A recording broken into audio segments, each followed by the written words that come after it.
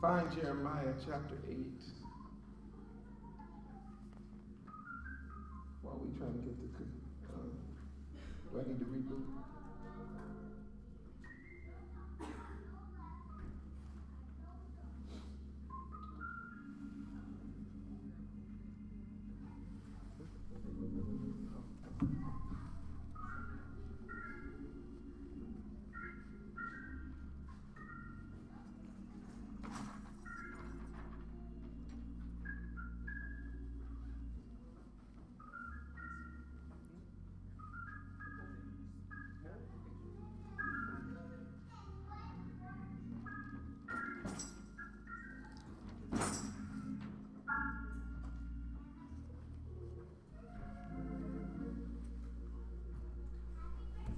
Matter of fact, too, I want you to play that song while we get this together. Y'all know Going Up Yonder? We make a request. Play Going Up Yonder. We're going to get it together.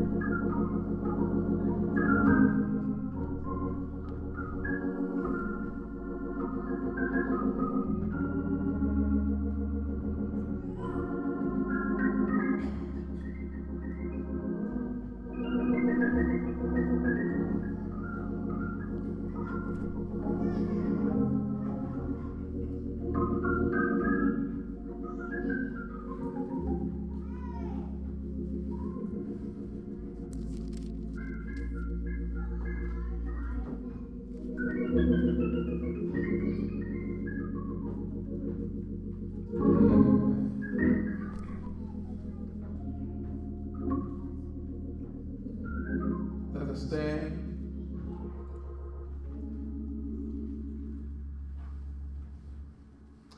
Bow with me, please. Our Heavenly Father, Yah, how we are grateful that we are able to share from the Holy Manuscript to your people. A word that is so needed, especially in this last days among your people. And I pray that as we study, you'll open our eyes to see this text in a way that we've probably never seen it before. That we would walk closer to you, and we would realize the only true hope for healing is through our holy Messiah, Yahushua. We pray this in your name. Amen. Jeremiah chapter 8, verse 22. Matter of fact, we'll start at verse 21. Jeremiah chapter 8, verse 21. It's tremendous. He says, "For the hurt of the daughter of my people am I hurt." Did you hear what he said? For the hurt, for the daughter of my people. He said, I'm hurt. It's right here in the Bible. The next verse says, I'm black. Did you see that?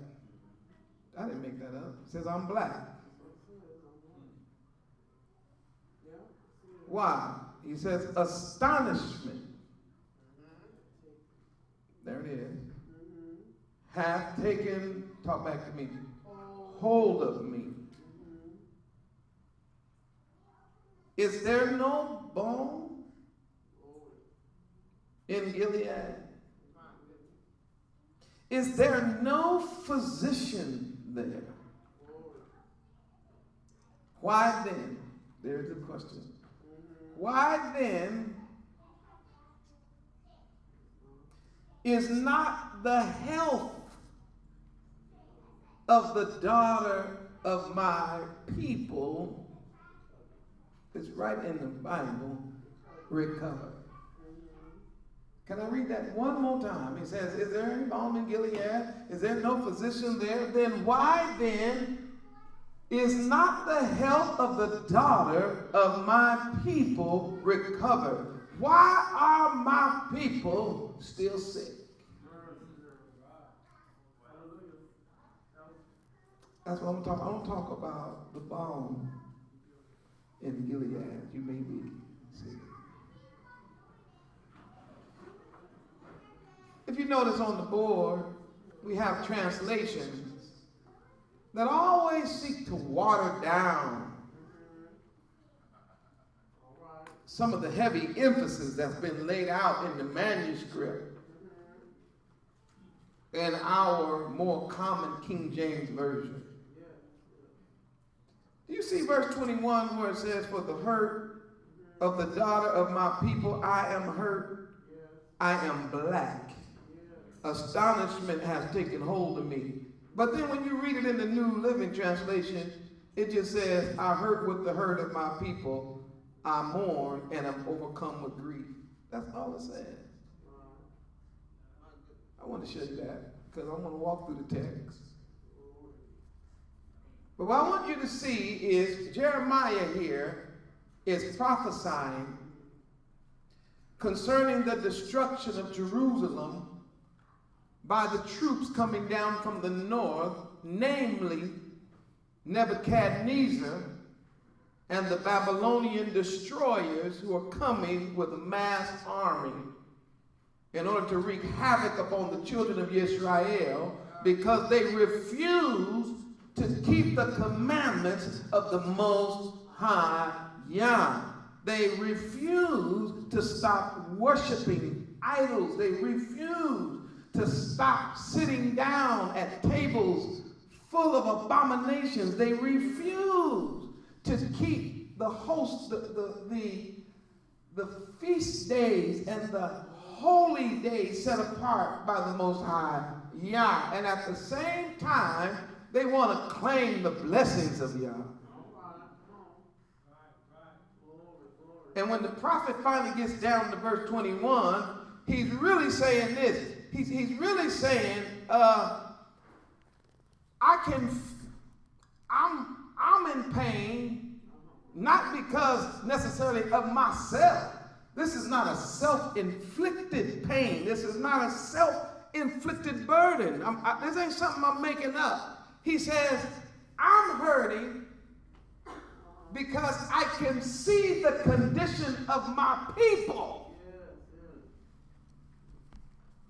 But not only where they are right now, but where they're going to be in a few more days if they don't repent. He said, that's what I keep seeing it. I'm hearing them on one hand say one thing. Y'all with me? But I can see what's getting ready to happen to them, and it's hurting me. And I'll be honest with y'all. I have to say that I can feel it too. I wish sometimes I couldn't feel it. But the truth of the matter is, I stay on the verge of tears for the hurt of my people. Now let's go back and let's look at this passage from verse 1. We're going to go through it fast. And I'll stop and make a few comments along the way.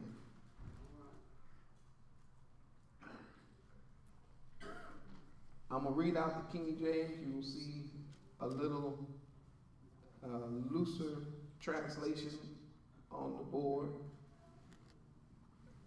but it'll help make sense of some of the words and some of the phrases that were written in the King James Version. Chapter 8, Jeremiah, verse 1. At that time, at what time? At that time, what time?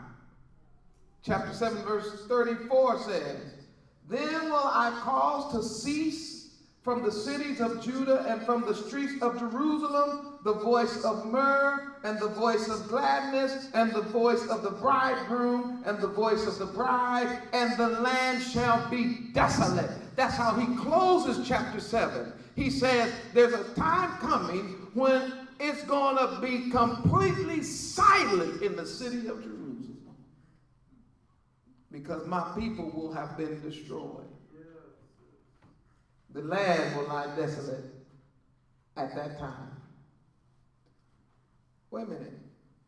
At that time, in that day, he says they will bring out the bones of the kings of Judah and the bones of his princes, that's his sons, y'all, and the bones of the priests and the bones of the prophets, that's false prophets, by the way, primarily, and the bones of the inhabitants of Jerusalem out of their graves. Number one, he says, I prophesy, I can see them, watch this, being taken over, watch this, Javon, don't miss this, by people who by nature are grave robbers.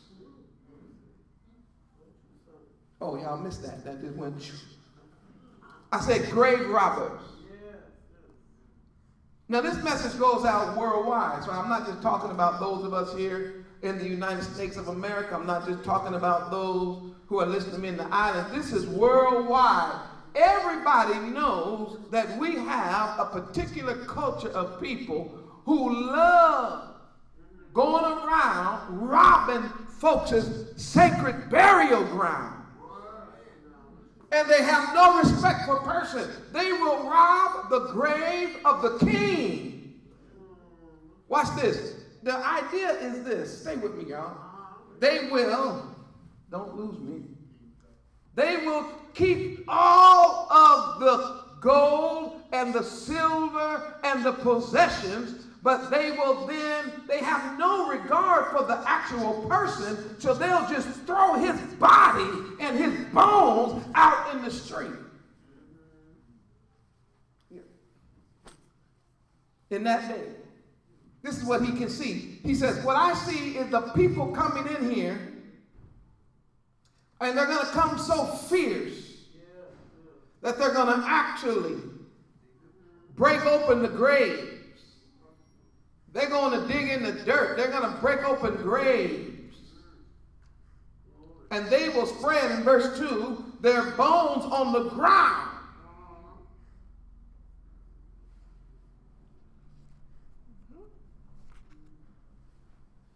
Yeah, you see, they're going to spread them in front of the sun and the moon and the stars. Why? Because my people have decided they couldn't worship the sun, moon, and stars. So since the folk love the moon and sun and stars so much, part of their punishment for it will be even the grave won't be safe. For the robbers, y'all do know we're talking past, present, and future, right? It's going to happen again. They know that you all dismayed by the sun. That's why you have a sunrise service.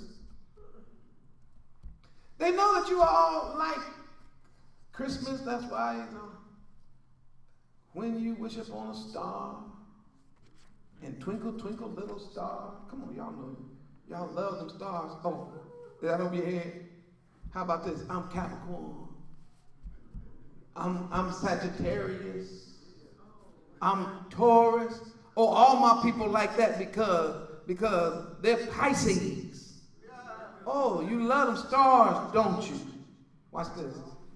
The enemy, he said it, is coming in because you love them.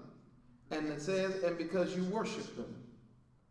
I've been preaching this now for over 7 years. I cannot get away from the fact that we can't stop worshiping idols.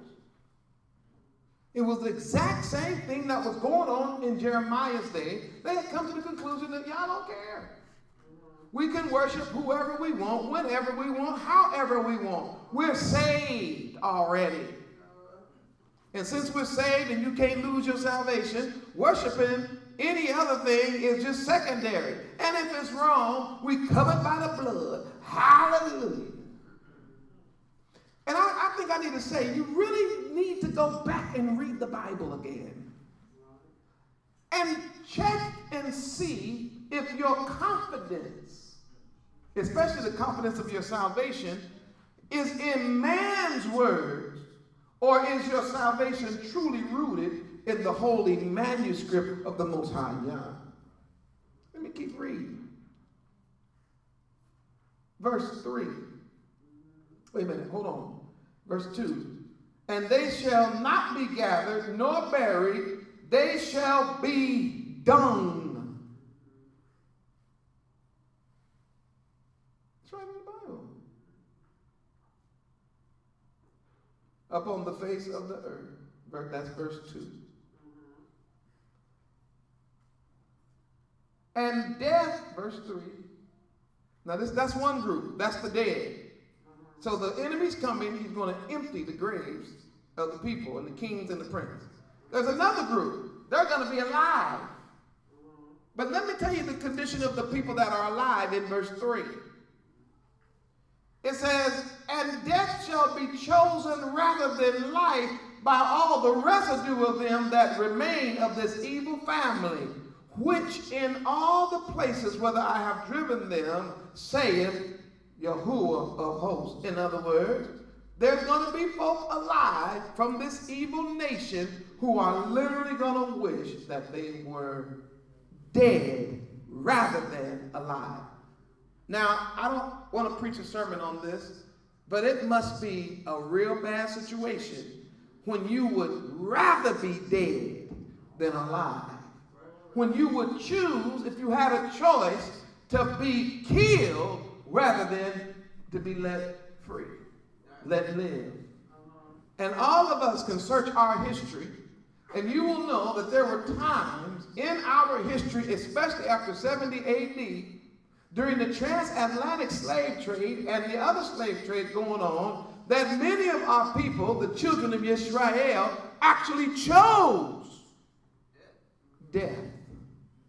Jumped in the water rather than stay on the boat and make it to this side. Oh, it happened. And the Bible says it would happen. And this is what Jeremiah said in verse 4, and I'm going to go faster now. Moreover, thou shalt say unto them, thus saith Yahuwah, shall they fall and not rise? Shall he turn away and not return? Here is a very interesting word. He says, what kind of people fall and stay down? You know, it's a natural tendency, even if you're an old man or a seasoned woman. It's a natural tendency. It's not unnatural. It's natural. If you're walking and you trip and fall, the first thing you do, am I in the house? Am I in the house? Mark, am I in the house? Is do what? It's natural to get up. If you fall, you get up. Even if you hurt yourself, you don't stay on the ground to determine whether you're going to be better. You fall, you scrape your hand, your knee, you get up, and you go lean on something, and you look at your problem and say, man, I messed up my hand right here. My knee is hurting. But he says, my people are of such. Now think about this.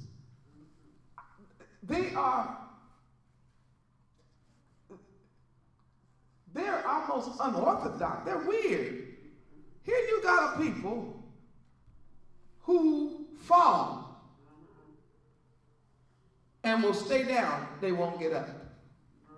It's really something wrong with that. But that's not it. He says, shall he turn away and not return? Here here on the board, I put a translation up because I'm trying to help you understand what the man is really saying. He's saying, who drives or who walks and discovers that they're walking on the wrong path and never turn and get back on the right path? I mean, who does that? Who goes hiking and you start off on the right path and then you miss the turn and then watch this, discover that you've missed it and decide I'm just going to stay on this one anyway because I missed the turn?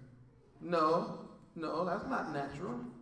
The most natural thing to do, especially if you're hiking in the mountains and you make a wrong turn and you hike another hour or two, the most natural thing to do is say, you know what, this don't look right.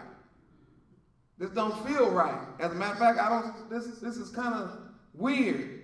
And the first thing that happens is you start assessing whether or not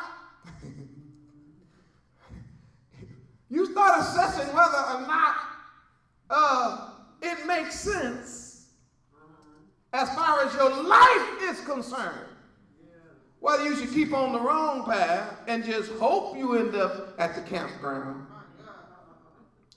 or should you now turn around and go back to the right path that you started on so that you can make it to the campsite and you can have a place of shelter and food and warmth? The prophet is saying, I don't understand the people who fall and won't get up, who take a turn on the wrong road and won't turn around and go back. Verse 5. He said, why then is this people of Jerusalem slidden back by a perpetual... I like this language, by the way. I like the way this rolls. He says, why then is this people of Jerusalem slidden back by a perpetual backsliding? Yeah, you go backwards and continue going backwards and just keep going backwards, even though you know you're going backwards. Nothing makes you turn and go forward. He says it's baffling to him. He can't understand it. He says they just refuse to return because they're holding on to deceit. You see that? Verse 6. I hearkened. I put it on here. I put this little heading in here, simply saying this. Yah is now talking. And this is what he's saying. I hear everything they say. You know how people like to talk under their breath? For instance, if they're traveling in the wrong direction, and you say, hey man, you're on the wrong road. The very first thing they normally do is they're saying, oh really? I said, first of all, I'm not on the wrong road. That's the first reaction you're going to get. No, you don't know where I'm going. And you say, no man, you're on the wrong road. And then they say, under their breath, here it comes. I don't know, they think they're trying to tell me where I'm going with my life. Am I right about that? People murmur because they think if they lower their voice that the Most High can't hear them. They think if they just don't say it too loud that the Most High cannot understand their language. And we've been trying to tell Hebrews worldwide for a while now, you're on the wrong road. Our people have fallen and they can't get up. Do you realize in this nation, I'm not talking about here, but it's all over the world. Everywhere you find a large concentration of us, it's the worst place in town to live. Everywhere you find a high concentration of us, the evidence of our fall is everywhere. It's seen in the bars on the window. Matter of fact, I was in Texas, in Houston, Texas, and I was in the 5th Ward. Now, I'm not got nothing against Houston, Texas. I love all y'all watching my videos. Amen. Don't try to hunt me down. But I never in my life saw bulletproof glass at a Burger King until I was in youth. I said, wait a minute, what are y'all? I said, man, it's dangerous. I said, working at Burger King? Who's shooting up folk at Burger King? Are y'all in the room with me, or am I just did it by myself? How do you fall that low and can't get up? We done had Frederick Douglass, Sojourner Truth, Harriet Tubman. I mean, I go on, Thurgood Marshall. And you mean tell me, with all these people, we still got to put bulletproof glass around Burger King? Oh yeah, we falling. That's my point. Do you know they spend more money on us in education than they've ever spent before, and we're graduating with a lower educational level than we've ever had before? We falling. Can't get up. And it's weird. Oh yeah. They talk about how bad it was in the 40s and 50s, but do you know right now we're in the 2010s, and there's more of us behind bars today than there was 50 years ago? That's a perpetual falling. That's a backsliding and a perpetual backsliding. In other words, the prophet is seeing something. And then he says, I see the situation. I see how bad it is. He says, but then when I go to help you, I hear you talking, and your talk is negative. He said, I hear your conversations. And as I listen to your conversation, I'm in verse 6. He said, I hearkened and heard, but they spake not right. No man repented of his wickedness, saying, what have I done? Everybody want to blame somebody else. Nobody is taking responsibility. When is the nation ever going to get to the point where we simply stop and say, okay, what have we done? Because it all starts with us leaving Torah. Y'all know that, right? I'm gonna move my sermon on faster. It all begins when our nation decided we're not going to keep the Torah. And we exchanged the Torah for that which was politically correct. We exchanged Torah for that which the heathens practiced. We exchanged what we had, which was the Torah, for the customs of the nations around us, which was an exact violation of the Torah. And next thing you know, our forefathers have turned their back so far on Torah that when Yahushua HaMashiach came to planet Earth and walked among them, they did not even recognize who he was. And you're talking about far from the word, that when the word actually shows up in your presence as a person, you have no clue who he is. That's why we got thrown headlong out of the Holy Land and been in the land of our captivities ever since. He said, but the people, I hear them talking, and nobody's repenting, and nobody's saying, what have I done? And everybody is just going to keep going in the direction they're going. That is verse 6. Everybody is says, you know what? I'm just going to keep on my downward path. I'm going to stay sinning.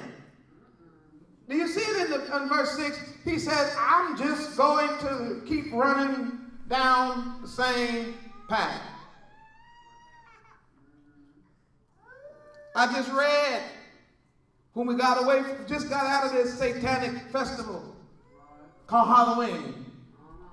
And we warned the people months ahead of time, don't dress up your children and send them out doing that. Don't do that, because we follow the Most High. We just told folks do that. And do you know that they didn't listen? Again, they made all their kids up into all these weird characters, sent them out, and you get the news the next day. 4 children killed So many other children hospitalized.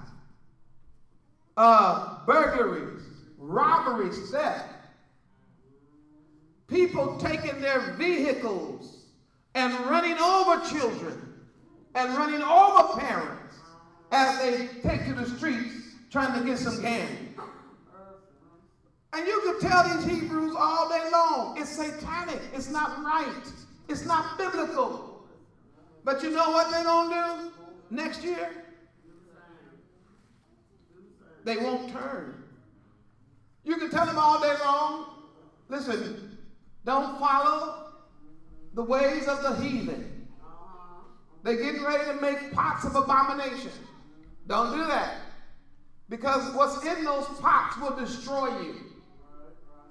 I don't care how it sounds, but if it's shellfish, shrimp, clam, lobster, and all that kind of stuff, mixed in with a bunch of pork, boiling on a pot like Isaiah said, and you put it in your system, watch this. Next thing you know, your whole body is fighting against it because it's poison. That's why you get a stomach ache. That's why you get diarrhea. That's why you get a headache. That's why you have to go lay down. That's why later on you get high blood pressure. That's why when folks eat, they say, let me go check my pressure. Why? Because you're putting poison. Just read the other day that there are so many worms connected with the dirty swine. The national news just came out with the fact that consumption of swine leads to cancer. And you could show people these facts. I could pull them up if I wanted to.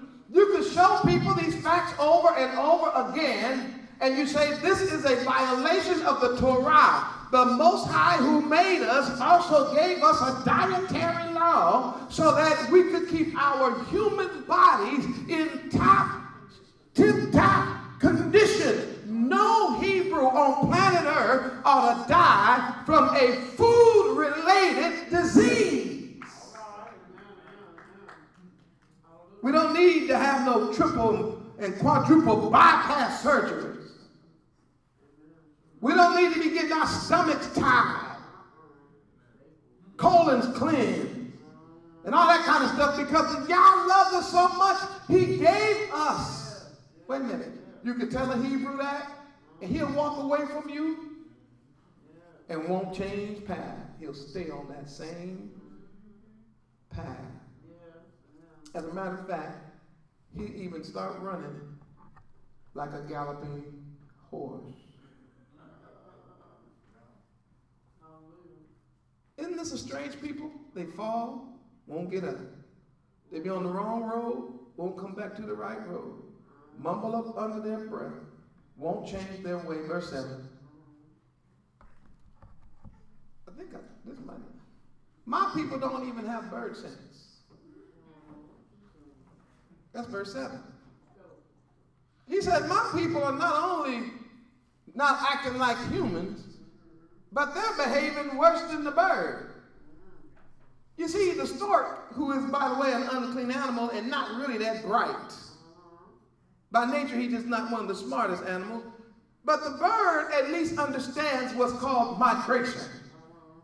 He understands that there's patterns and there's times when you are to leave home, but then conditions, time, temperature, things change that trigger something in the mind of the bird to say, you know what, it's about time for me to go home.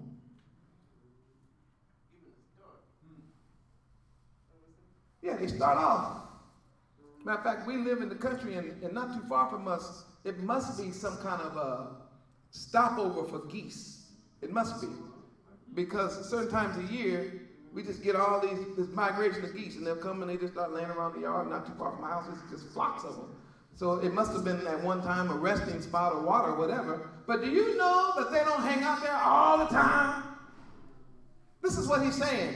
But my people don't know when it's time. You know, they go out away from me, but they don't know based on the changes of climate and the changes of the time and the season when it's time to come back. And this is all I'm trying to say. Right now, Zion, we are living in the time where something in us, should trigger us to return to Torah. We've been gone south too long.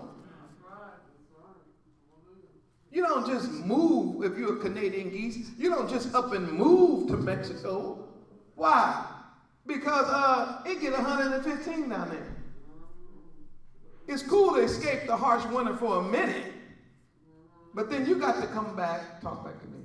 You got to come back home.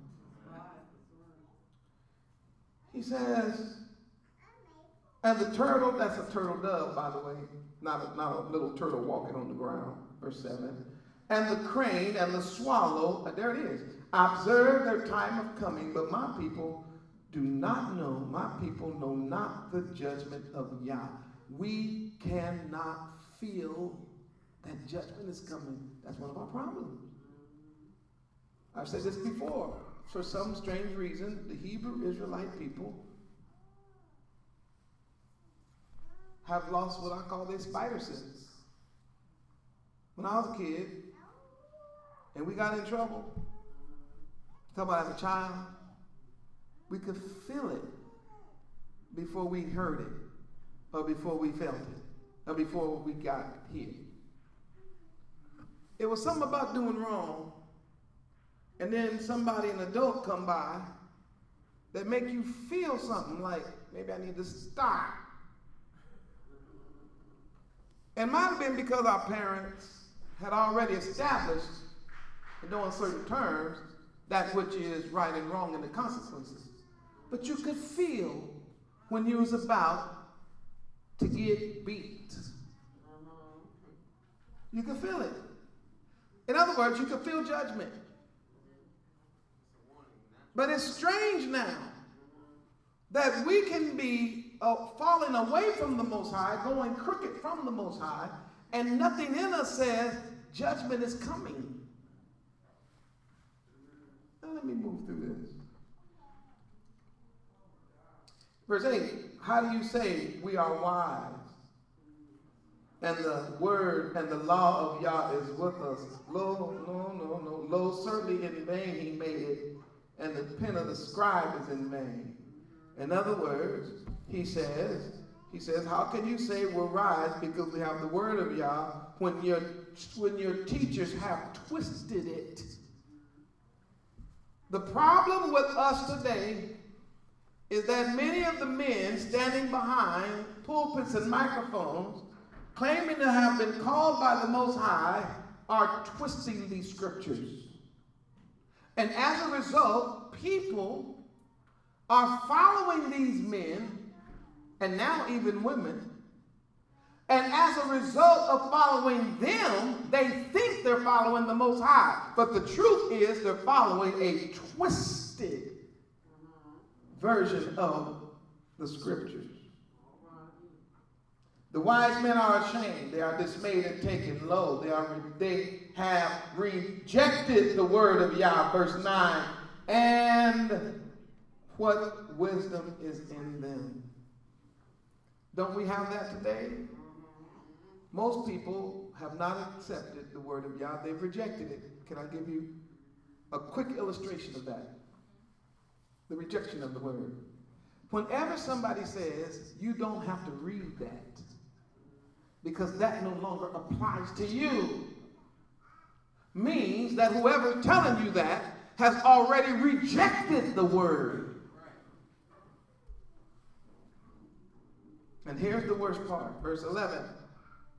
They offer fake cures. Y'all say fake cures. Roll with me. I'm going to be out your way. I said they offer fake cures. Say fake cures. My people are sick. My people are dying. My people have a terminal illness. My people's lives are being threatened by sickness and disease. And watch this. The worst thing that could happen to a person in that condition is for somebody to come around with a fake cure. Back in the day, they called them snake oil salesmen, where they would claim to have some type of cure.